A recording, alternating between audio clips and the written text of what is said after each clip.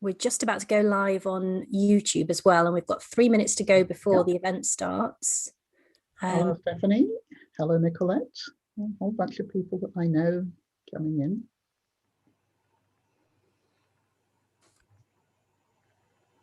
Okay.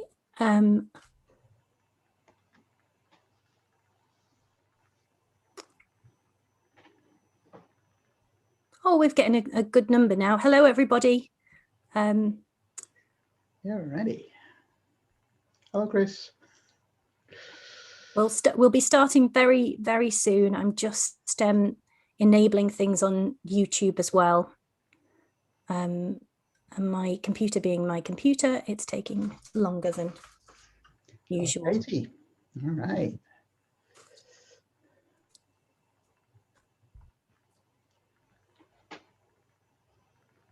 Right.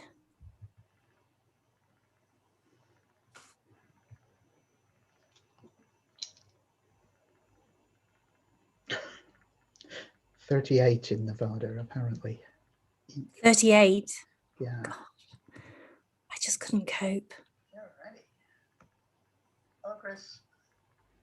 You stay inside and you use a fan and you have a siesta. Oh, there's an echo because of YouTube there. I've just silenced it. Yep. Sorry. No worries. Okay, I'm just going to upload this link to YouTube onto the event page. So people can watch it that way as well.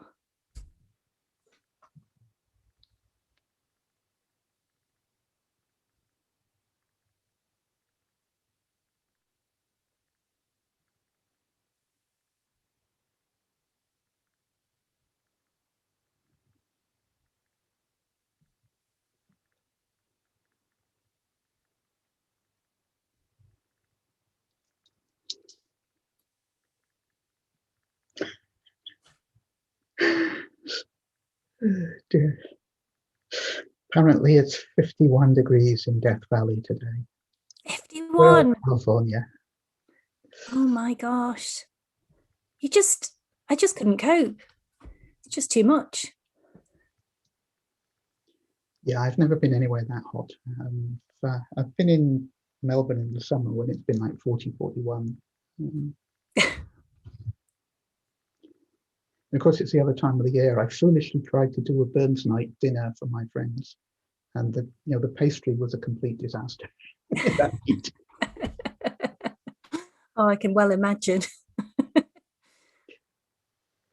Hello to everybody that's attending. If you're just waiting for the event to start, I'm just putting a link onto YouTube for anyone that wants to watch it there. So we will be starting within the next couple of minutes. I just need to make sure that everyone is able to watch the event as well. And once that's done, we'll be good to go. All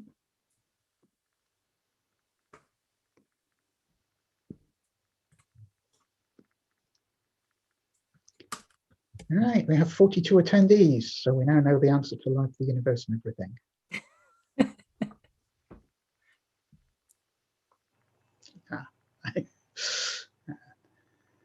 Right. I believe the Eventbrite page has been updated with the YouTube link. So we're live there. We're live here. We're 1 minute into the event time. 45 people are attending. I might leave it just 1 more minute just to see if we have any stragglers, but then we'll get going. I'm going to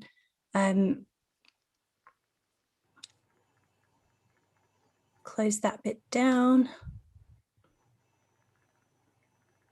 I'm going to start recording, as you can hear. And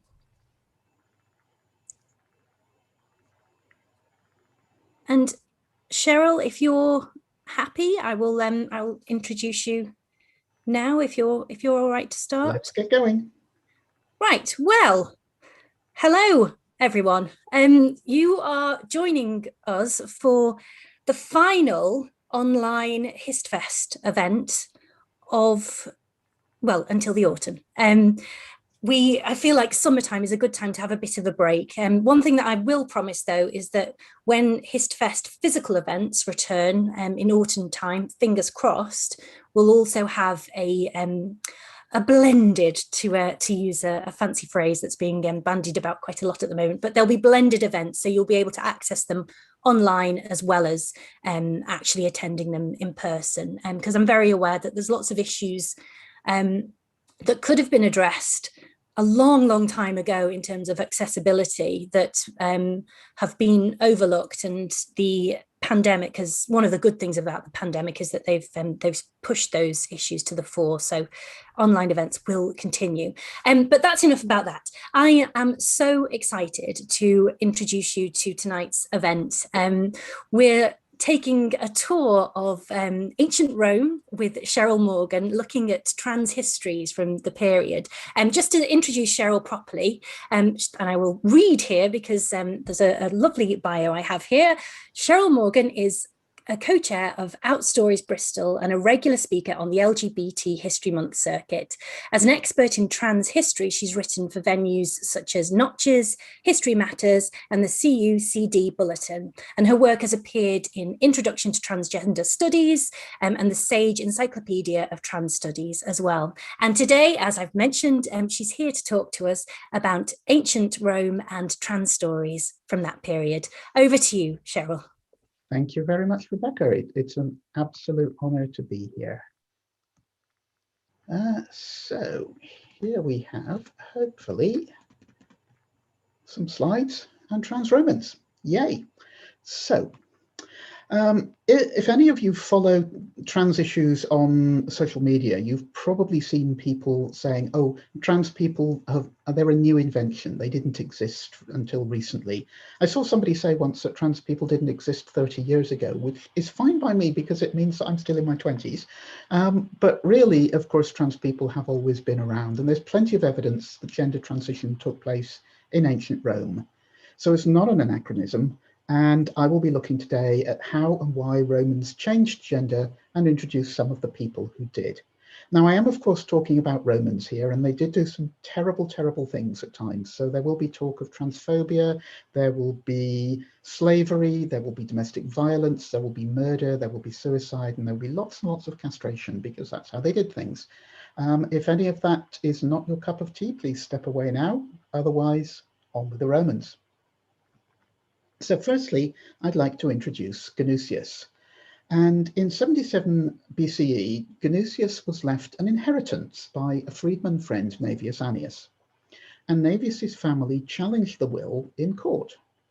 The magistrate ruled that Ganusius could not have the money as wills only applied to men and women, and Ganusius was neither of these things. The magistrate was also very rude and in particular insulted Ganusius' way of speaking. So why did all this happen? Well, Ganusius was a Gallus, a follower of the goddess Cybele. I'll explain that in a minute, but first a couple of things that we can take from this legal case. Firstly, Roman law recognizes more than two genders, which is something that British law is still struggling to get its head around at the moment. And secondly, we can infer that trans women in Roman times used vocal tricks to raise the pitch of their voice in much the same way as I'm doing at the moment. In fact, those techniques were probably developed with the Greek theatre about 500 years before Ganusius lived, because women weren't allowed on stage there and the men had to perform as women. So, Cybele, or Cybele, dependent, I've heard people use both pronunciations. She was an ancient goddess from Turkey, often associated with lions. They tended to be pictured flanking her throne. And she may well be as old as this figure from Çatalhöyük, an incredibly old archaeological site in central Turkey. This figure here is believed to be around 7,500 years old, which is a heck of a way back. We don't know if it's actually Cybele, but the representation is quite similar. In Roman times, Cybele's cult center was in a place called Mount Ida, which is near the site of the city of Troy.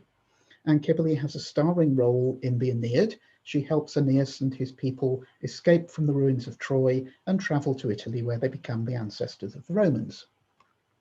Now, Cybele had been popular in Rome long before Virgil lived, In fact, in 204 BCE, the Romans sent a diplomatic mission to a country called Phrygia in modern Turkey to purchase a large black stone, which was a sacred symbol of the goddess Cybele.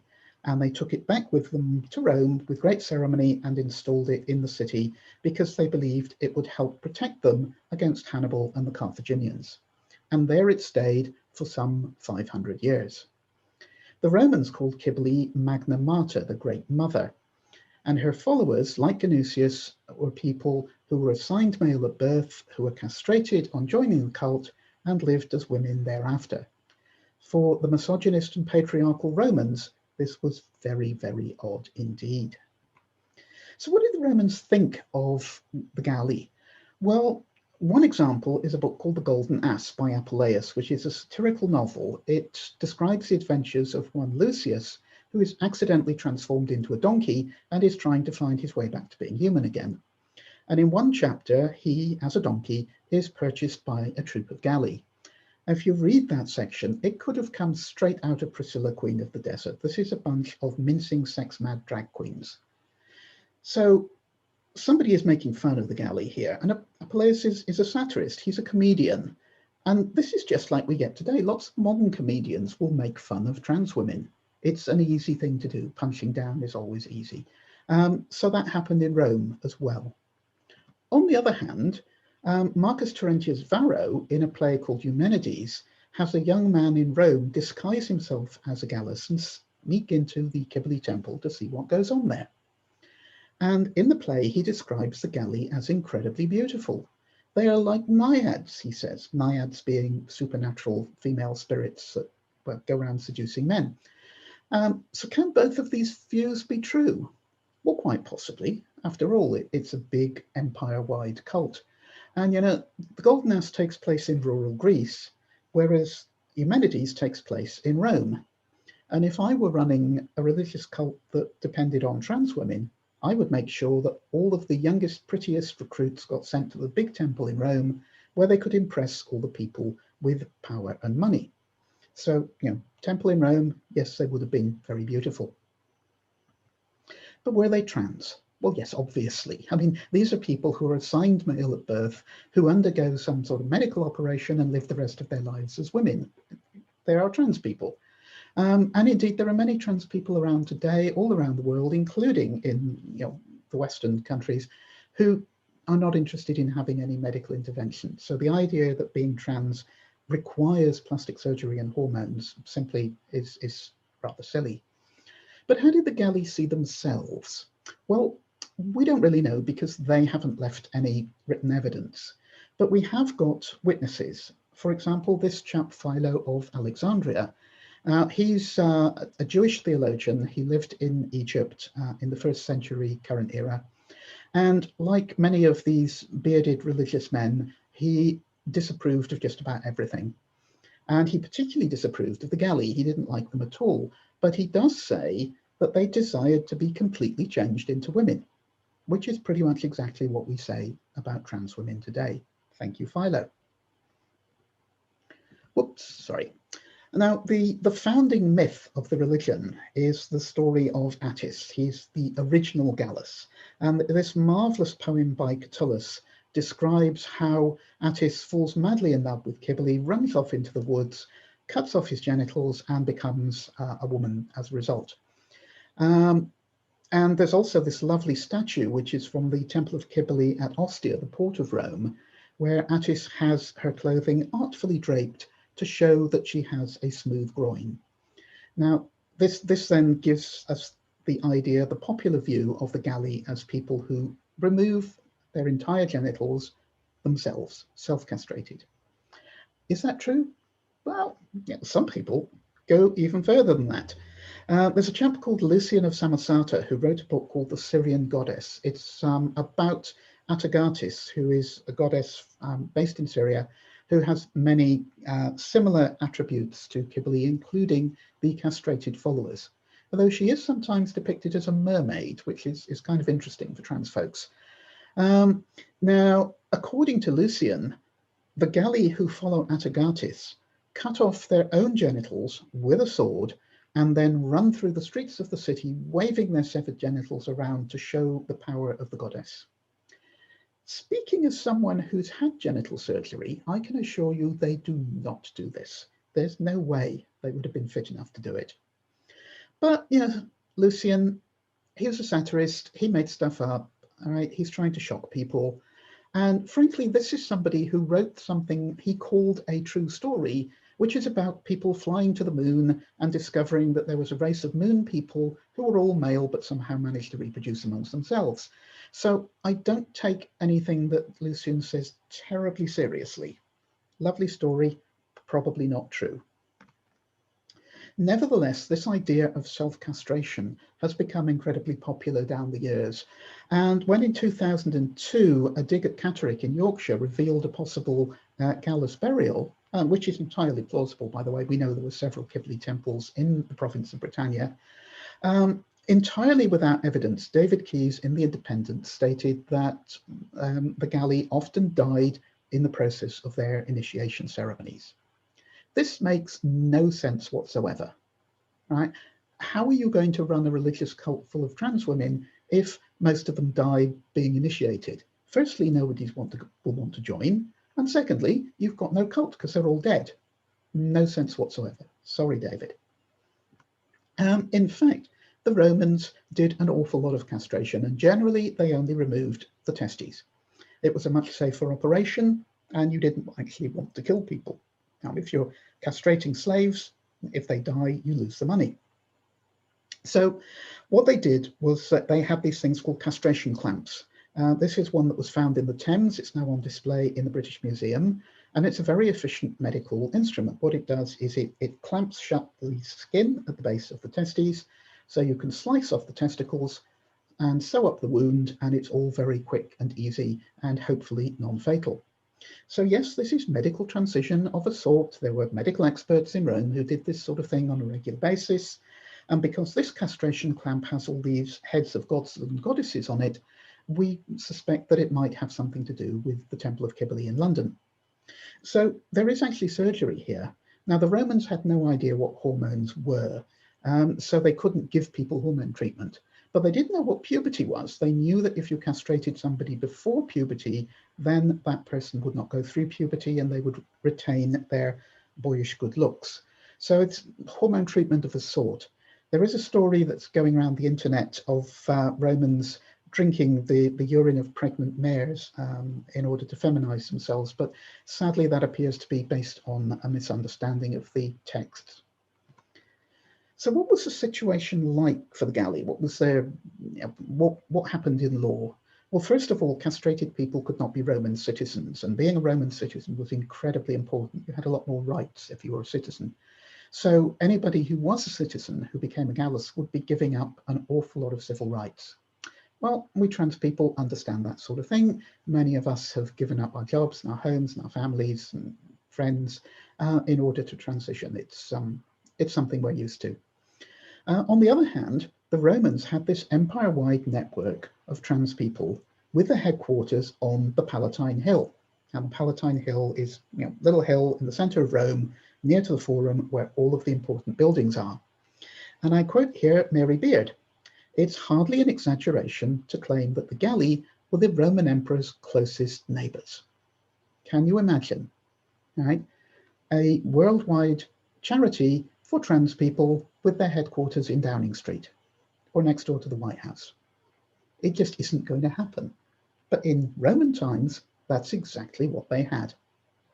Furthermore, under the Emperor Claudius, the Galli seem to have become a little more accepted, in that Claudius made the rites of Attis part of the Roman religious calendar.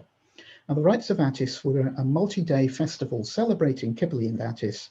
It was a fertility thing, took place in the spring. It involved taking that black stone out of the temple and parading it around the city, with all the Galli following along, chanting and playing musical instruments. Quite possibly some buff chaps as well, showing off their athletic skills. I've got some evidence of that. So nice little parade. And also, as part of the rites, on March the 24th, all of the new recruits to the cult would get their surgery done. So in ancient Rome, thanks to Claudius, the day on which trans people got their surgery was a public holiday and a religious festival. Completely unthinkable in our time. Now, these festivals, by the way, they're really interesting. A similar sort of thing happened in Carthage, and we've got an eyewitness account here from St. Augustine of Hippo, who grew up in Carthage, and he's another one of these beardy religious folks who disapproves of everything. Tanit is a Phoenician goddess, similar to Cybele, and same sort of parades go on. And Augustine says, these effeminates going through the streets with anointed hair, whitened faces, relaxed bodies, and feminine gait. It's Carthage pride. And the Festival of Attis in Rome would have been Rome pride. Quite possibly they would have had one in London as well. So what do we think of the Galli? What were they, what did they think of themselves? Well, in 500 plus years, there must have been hundreds, even thousands of Galli who lived. And in any queer community of that size, people are going to have a range of different identities. Some of them undoubtedly would have identified as women, just as Philo says. Some of them would have seen themselves more as neither men nor women. Some of them might even still have identified as men, for all we know. Some of them were clearly very rich because they left posh tombstones like this beautiful one from the town of Lavinium. But most of them, we understand, were mendicant beggars. And that has led people to draw parallels between the Galli and the Hijra in modern India, who also operate as mendicant beggars. And again, that has led people to say, oh, the Galli must have been widely despised by Romans because the Hijra are widely despised in India, except that that attitude towards the Hijra had been greatly encouraged by British colonialism. Before the British arrived, the Indians tell us attitudes were very different, and perhaps they were in Rome as well. Now, it's all a bit strange why these people survived for 500 years when their cult was so un-Roman. And I was listening the other day to Eleanor Janega's excellent medieval series on History Hit, and she started talking about Francis of Assisi and mendicant beggars, and a little light bulb went off in my head. Is it possible, I wondered, that the reason that the cult of Cybele was so popular is because they took their goddess to the people rather than staying in their gold-encrusted temples? It's worth thinking about. It's a possibility. Now, we need to remember that the Romans believed that you could actually change sex. We have examples in literature, such as Ovid's tale of Iphis and Ianthe, but the most significant one is by Pliny the Elder. Now, Pliny was about as close as the Romans got to having a scientist. He was an intensely curious man, so curious, in fact, that when Vesuvius erupted, he commandeered a ship and sailed across the Bay of Naples, firstly to rescue as many people as he could, but also to see if he could work out what was going on. Sadly, it killed him. Now, he was quite old at the time, and his lungs couldn't take the smoke-filled air. But that's the sort of guy he was. He wanted to know things. And in his book, Natural History, he writes about people changing sex. Now, people that he has respect for have attested that it happens, and he himself in Africa met somebody who had done this.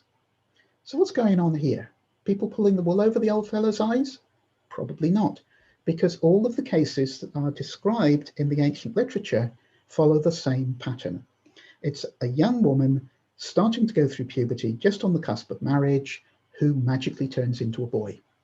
And these are exactly the symptoms of a known intersex trait called 5-alpha reductase deficiency.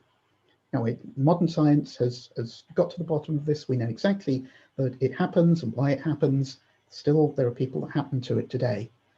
Inevitably, there would have been people that had that trait in Roman society, and it would have been a big thing, a huge surprise, and inevitably people wrote about it.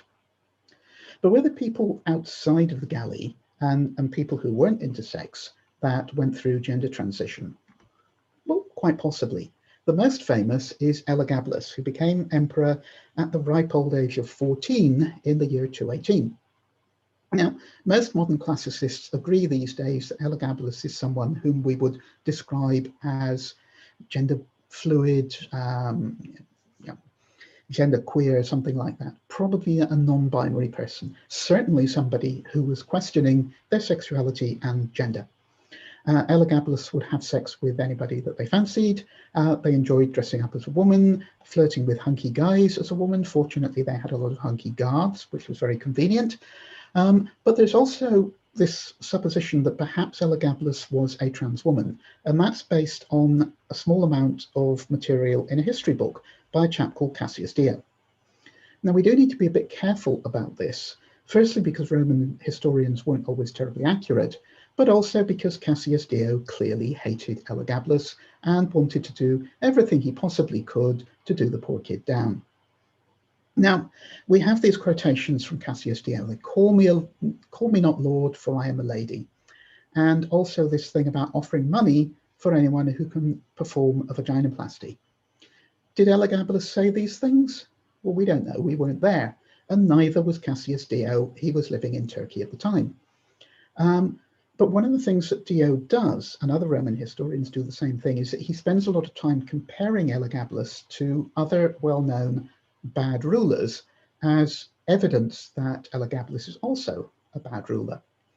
And that's why I think the vaginoplasty story is actually made up, because we've heard it before. Yep, it's Nero. Here are a couple of other Roman historians also talking about vaginoplasty. There's Suetonius and Dio Chrysostom. And Dio Chrysostom actually mentions the potential reward for any surgeon who can do the job, which is exactly what Cassius Dio uses.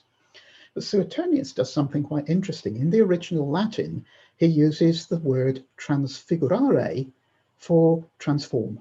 And as far as I know, that is the first example of the prefix trans being used in connection with gender transition. Hang on here, what is Nero up to? Well, Nero was married to a woman called Poppaea Sabina, who was famously the most beautiful, vivacious, sexy woman in all of Rome. Nero was absolutely crazy about her.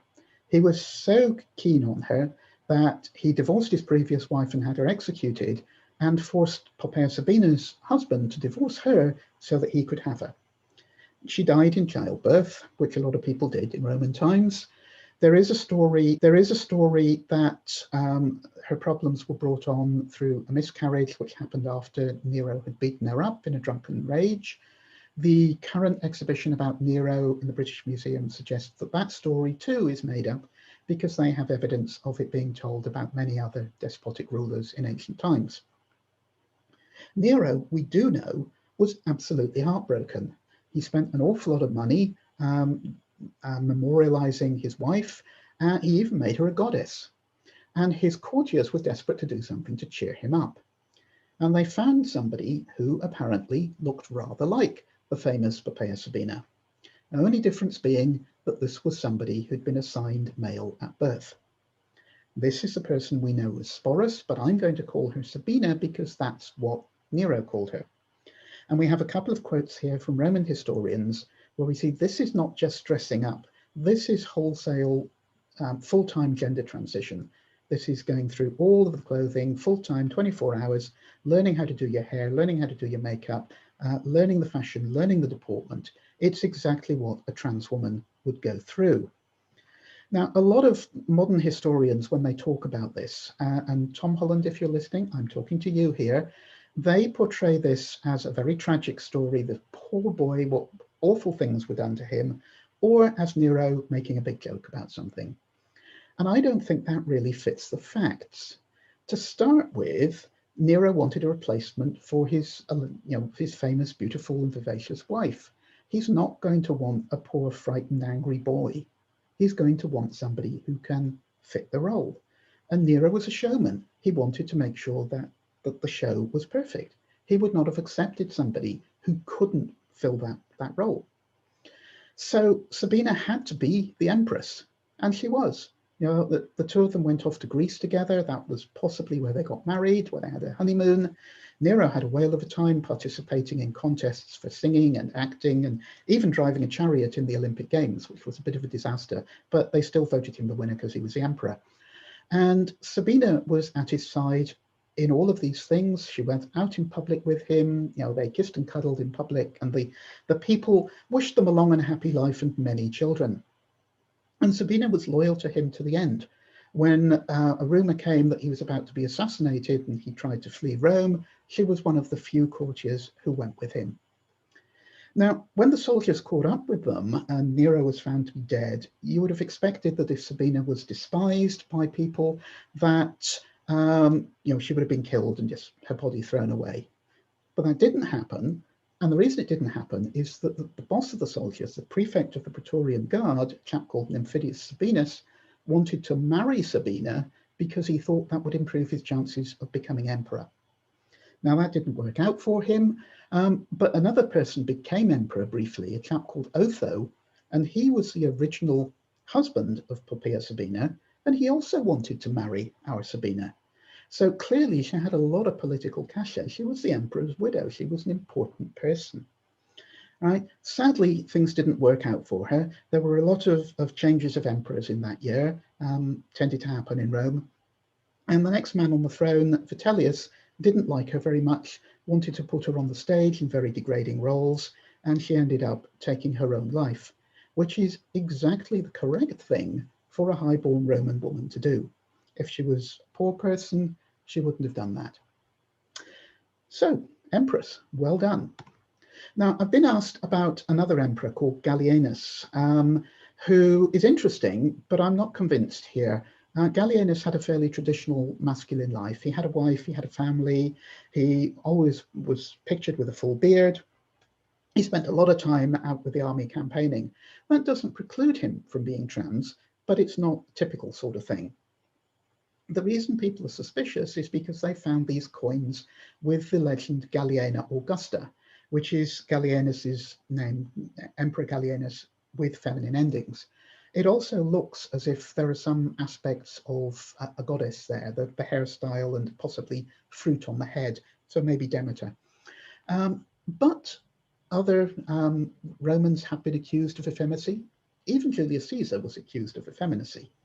Other goddesses have, other emperors have been depicted as goddesses, even Augustus.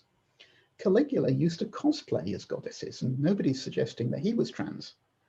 The issue here is that cross-dressing alone is not proof of a trans identity. There are all sorts of things that people might do that don't necessarily mean that you identify as trans. If you think about our society, men dress as women for Halloween, for office parties, so that they will get on television when they're in the crowd or at a test match, and none of these things suggest that they're actually trans, unless it's somebody who's deep in the closet and is using it as an excuse.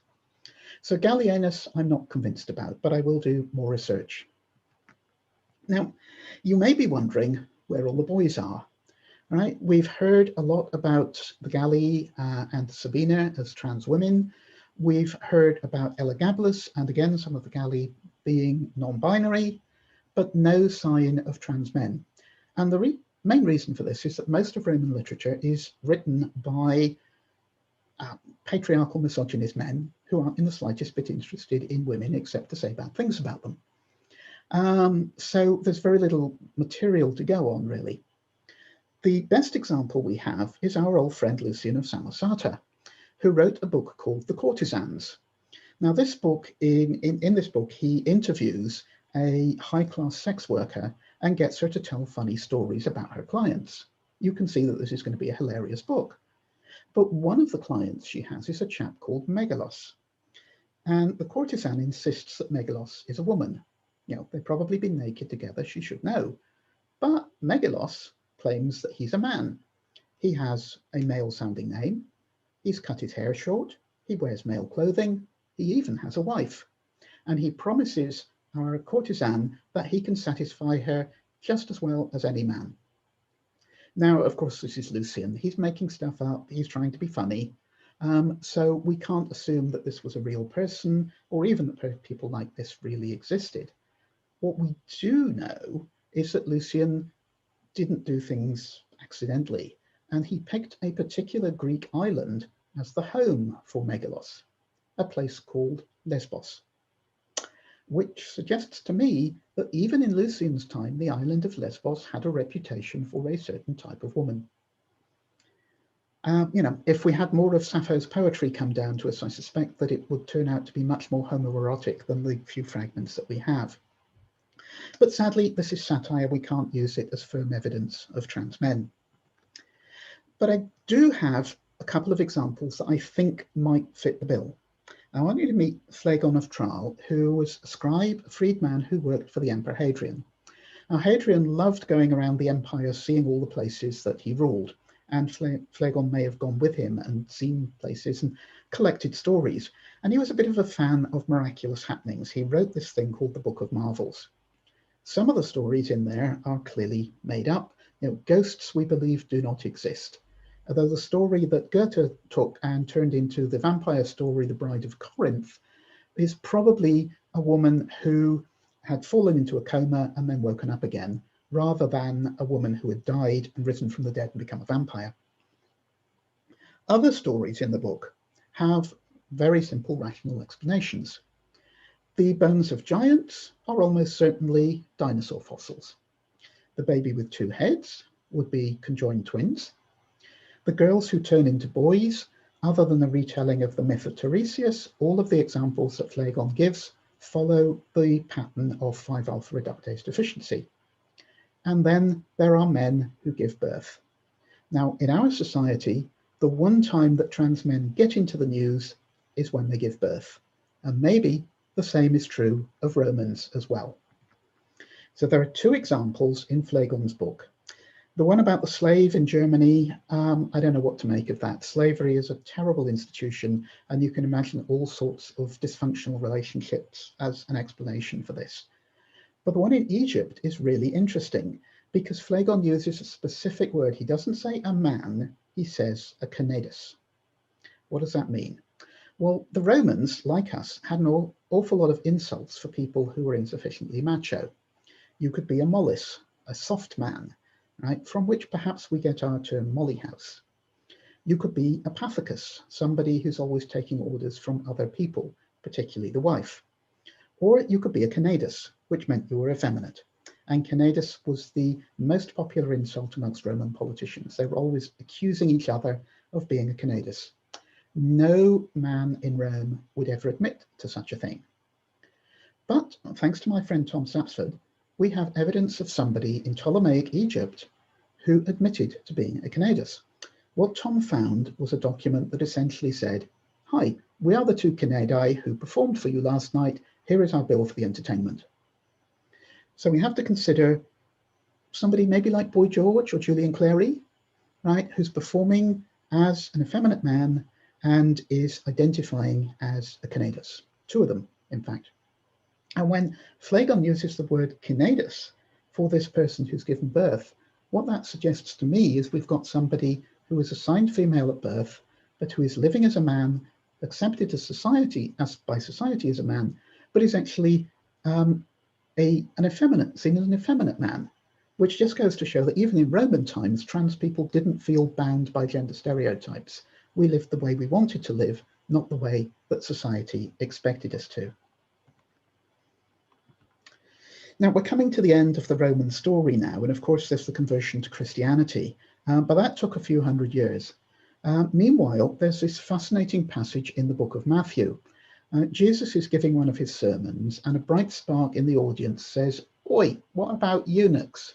Are they all right?" Thinking to catch Jesus out, perhaps. And Jesus, being Jesus, says, as long as they accept God into their hearts, they're okay with me.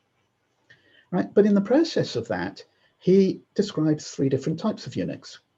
There are people who are made eunuchs, and there were a lot of those in Rome. They used to castrate slaves all the time. But also there were people who were born from their mother's womb. Now that could mean some types of intersex people. In Hadrian's time, there was a very famous philosopher called Favorinus, who apparently never went through male puberty. As a result, he was always very fresh-faced and had a high-pitched voice. So that could be somebody who was born a eunuch. But there are very, very few of those people. That condition is very rare. And the ancients talk about natural eunuchs all the time. What they probably mean by this is people who were born without any sexual interest in women, or, as we would call them, gay men. Finally, Jesus is talking about those who make themselves eunuchs for the kingdom of heaven's sake, people who become eunuchs for religious reasons. As we'll see, That tended to happen in the Christian church later on.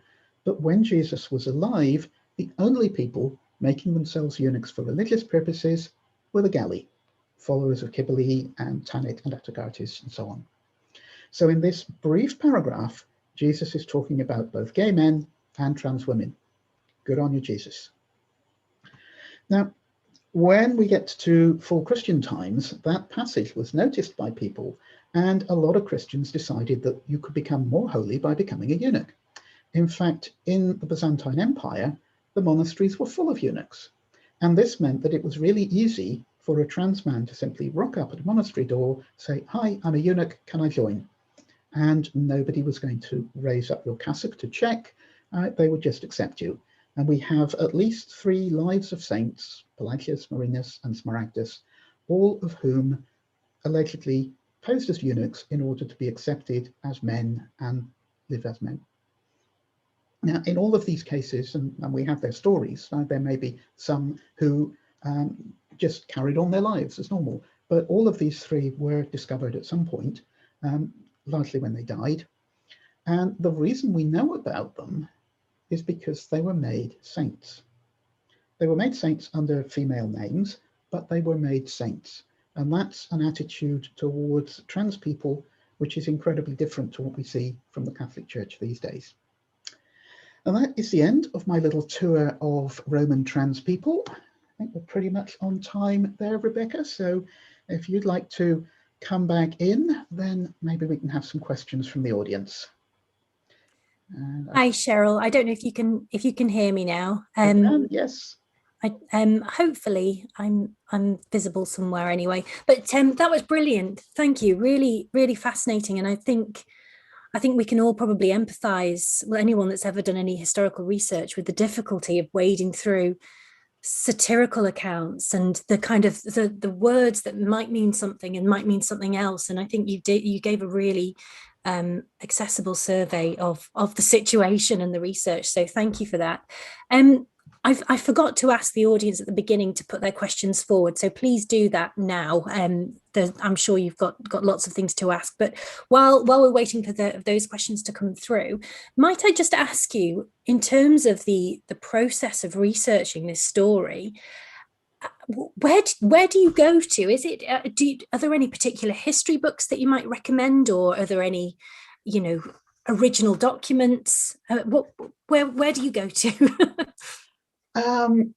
Up until very recently, there were very few history books that looked at this sort of thing. There is now one academic book, which is a collection of essays on this question, which I will try and find and put a link in the chat if I get time. But most people, the trouble that we have is that, first of all, the Roman historians were all well-to-do cisgender men.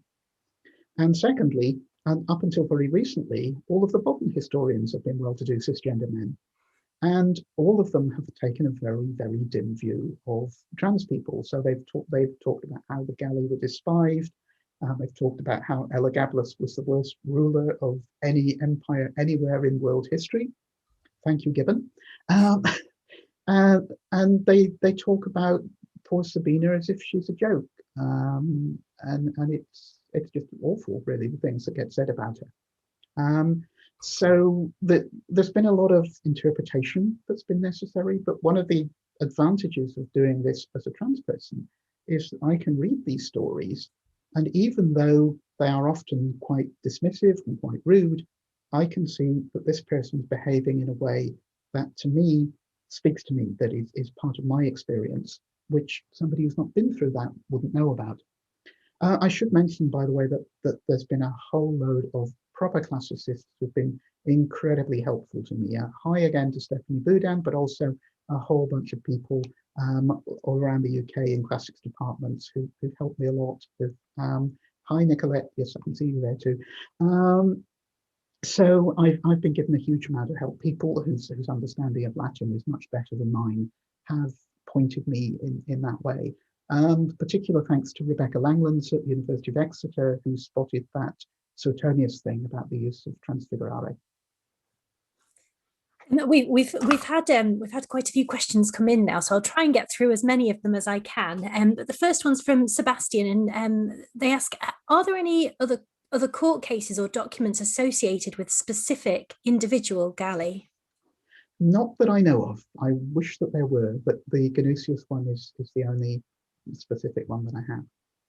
And the next question is from Catherine, who asks, my question is a bit left field. Do you think the loss of the Library of Alexandria could have impacted our knowledge of historical trans people? I think it's entirely likely that it did. I mean, there was an enormous amount of material, and we have a very small fraction of the total amount of material that the Romans wrote. The vast majority of it has been lost in various ways. I think almost 95%. And we know that because the Romans all reference other people. They'll say so-and-so wrote this. In particular, our friend Phlegon of Trall apparently wrote a book about this famous Judean preacher called Jesus of Nazareth. And he wrote this in Hadrian's time, so it's not quite contemporary, but it would be the first ever writing about Jesus by somebody who wasn't a Christian. But that also has been lost. But in addition to that, there's the whole issue of the conversion to Christianity. Once that happened, the Christians were quite ruthless about destroying pagan temples and destroying anything associated with pagan cults. And if there had been any material left by the Qibli cult, I'm pretty sure it would have been destroyed, unless they could manage to hide it somewhere. And I have another question here from Debbie, and the question is, how much do you think the texts you quote illustrate evidence of a non-binary or idea of different genders in the Roman world and ancient world more generally? Generally, it's difficult to tell. One of the reasons that you can point to Elagabalus and say probably non-binary rather than trans woman is the fact that every representation of them has this 14 to 18-year-old mustache. And there are some trans women who love having facial hair, so it's not by any means diagnostic, but it's more likely that if somebody is sporting a mustache, that they don't fully identify as feminine. So you have to read in things like that, but it's very difficult to read from the text because we don't have people's personal accounts. And I'm sorry if I frightened everybody by suddenly popping up again. But hi, I'm just loading the questions again, and because we do have quite a few here, which I'll try to put as many as I can to Cheryl. Claire says here, thank you so much. This was a fantastic talk. And I must add as well that there's been quite a few comments saying thank you for the talk as well, Cheryl, and how great it's been, which I endorse every single one of them. She asks, do we have any records of people assigned female at birth disguising themselves as men to join the Roman military or to fight, i.e. gladiators, that we would today interpret as perhaps either trans men or non-binary people? The answer to that is no, we don't. I wish we did. The closest we have is that the man who gave birth, who was a slave to a soldier. Now, it's quite possible that if you were a slave to a soldier, you did actually end up doing some fighting. We tend to forget that alongside the 300 Spartans that died at Thermopylae, there were also at least 300 slaves who were there to look after them and comb their hair and make sure they looked pretty when they went into battle. So slaves did end up fighting if it was necessary. We do have evidence of female gladiators, but we don't have evidence of anybody who was living as a man and accepted as a man. Sorry. And then we have a question from Rebecca, and Cheryl and Rebecca and everyone else watching, I do apologise for what will be a terrible pronunciation. I promise you it will be terrible. How do we distinguish, how do we begin to distinguish between trans women, gay men and non-binary folks in the umbrella of Cneides, is that how you say it? Cneides, that's the one. Especially considering that with certain exceptions, the Romans constructed sexual identity in an active-passive model rather than our modern homo heterosexual model. Yeah. So I haven't made any assumptions at all on the grounds of sexuality, because as you know, Roman sexuality is incredibly different to ours. What I've looked for, and that's you can see that in the Galley, you can see it in Sabina, is that somebody who undergoes a social gender transition and lives full-time in a different social role. And that is separate from the sexuality side of it. Now, of course, they might do that temporarily for sexual. I mean, you know, gay men will sometimes dress in an effeminate manner, but they tend not to go through the whole social 24 hours, 7 days a week social transition thing. And that's the key difference that I'm looking for. We see it with the Galley and we see it with Sabina. And I think we may have time just for a couple more questions. An attendee who's anonymous here has asked whether you could refer a little bit more to the emancipation under Claudius. It's something I'm still trying to find out more about. All I've got at the moment is in people's papers, they're saying that Claudius made the rites pacis a religious festival. But I'm still trying to track down the original Latin source texts and whatever it's and not being a full-time academic myself, it's difficult getting access to all of this material. So I need to call on a few friends and stuff. We have another question here, which references actually the female gladiators that you've already mentioned. I'm just going to read through the question in case there's anything else that within it that we've not picked up on yet. And it's from Sebastian here. He says, in Queer City by Peter Ackroyd, there was some mention of female gladiators. Have you come across anything else about them and their potentially transmasculine identities? I also think about the mythological Amazons here. I think you have addressed that a little bit already, haven't you? Yeah, I mean, in these cases, you know, clearly there are women who fight as gladiators. There are women who fought in the Roman army, but they are always written about as women. They were people who whose social role was clearly female. And women fought in the ancient world. I mean, the idea that women would not be warriors is quite ridiculous in many ancient societies. So I've tried not to put too much store in the fact that somebody was fighting. It simply wasn't necessary. If you wanted to live as a man, you didn't have to become a fighter or take on that sort of masculine activity. Jacob's also suggested here that there's the podcast You're Dead to Me with Greg Jenner. There's an episode on the Spartans and Thermopylae, if anyone wants an introduction to that. I think we're going to have to bring the Q&A to a close now, but I will end with one final question because it's one that I wanted to ask myself as well. And it comes from Natalie Cheryl, and she asks, when can we expect your book on the subject? And she very much hopes that you're planning to write one. Yeah, well, I mean, I would love to write one. There are two things involved in that. One is time, and the other one is finding a publisher.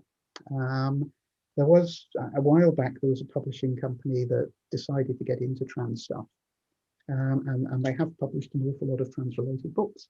And I immediately pitched this book to them, and they wrote back and said, our sales department believes nobody will buy it. Oh dear. Well, hopefully things will change, because we've certainly got all of our attendees, I'm sure, would be purchasing it. But hopefully things change, because it would be fascinating. You need a few more than that to have a successful book, I'm afraid. We'll buy several copies. Appearing on HISFest is hopefully something that will raise my profile a little bit. Oh, well, hopefully we can have you on again. But until then, I just want to say a huge thank you, first of all, to all the attendees that have come to this event, those on Zoom, and I know that we have a number on YouTube as well. So hello over there and hello here. Thank you for attending this event and all the other HistFest events that have taken place during the pandemic. It's been a ride, and I'm so glad that we've been able to have events like this. Somebody asked earlier about accessibility. Yes, there will be captions on this on the YouTube version. They probably won't be created until tomorrow morning, but there will be captions there. But I want to thank Cheryl for a fascinating talk tonight. It's been really interesting, and that's all we want really from history, is to learn and be interested in things. So thank you. I've just put a link to that book I mentioned in the chat. So it's published by Edinburgh University Press, and it's called Exploring Gender Diversity in the Ancient World. Perfect. I'll put a link on the YouTube video as well, so people can have a look at it there. Magic. But thank you, and I hope everybody has a nice evening. And Cheryl, I hope you have a nice evening, and maybe some gin or something. You deserve it. A libation to Dionysus, I think. Yes. Thanks very much.